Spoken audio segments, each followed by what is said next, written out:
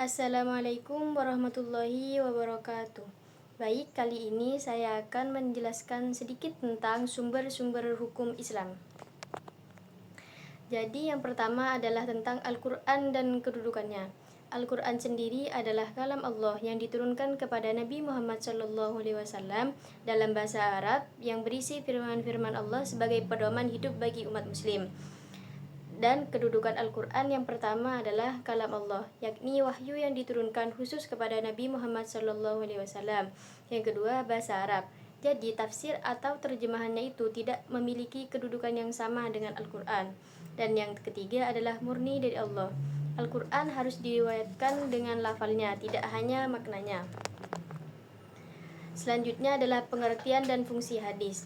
Pengertian hadis sendiri adalah penuturan sahabat tentang Rasulullah SAW, baik berupa perkataan, perbuatan, maupun ketetapan dari beliau. Jenis-jenis hadis itu ada 3. Yang pertama adalah sunnah, yakni tradisi atau kebiasaan Rasulullah yang berkaitan dengan ajaran Islam. Yang kedua adalah khobar, yakni berita yang bersumber dari para sahabat. Dan yang terakhir adalah athar, yakni berita yang berasal dari para tabi'in. Fungsi hadis terhadap Al-Quran ada 3. Yang pertama adalah bayan tafsir, yakni menjelaskan isi Al-Quran. Yang kedua adalah bayan takrir, yakni menguatkan hukum dalam Al-Quran. Dan yang terakhir adalah bayan tasyri', yakni menetapkan hukum baru yang belum disebutkan dalam Al-Quran. Selanjutnya adalah pengertian dan jenis ijtihad. Ijtihad dibagi menjadi 2, yakni ijtihad berdasarkan pelaku dan ijtihad berdasarkan pelaksanaan. Ijtihad berdasarkan pelaku ada 2. Yang pertama adalah ijtihad fardhi, yakni dilakukan oleh satu ulama yang ahli dalam ilmu agama dan hukum, contoh para sahabat Nabi dan imam-imam madhab. Yang kedua adalah ijtihad jama'i, yang dilakukan bersama oleh beberapa ulama atau ahli dari berbagai bidang untuk menetapkan hukum, contoh Dewan Fatwa atau Majelis Ulama masa kini.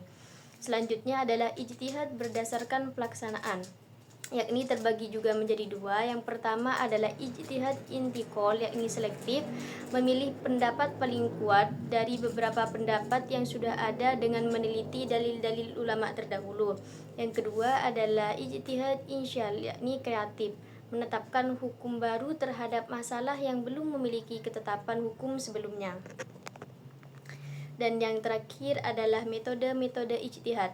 Yang pertama adalah ijma', yakni kesepakatan para mujtahid pada suatu masa tentang hukum setelah wafatnya Rasulullah.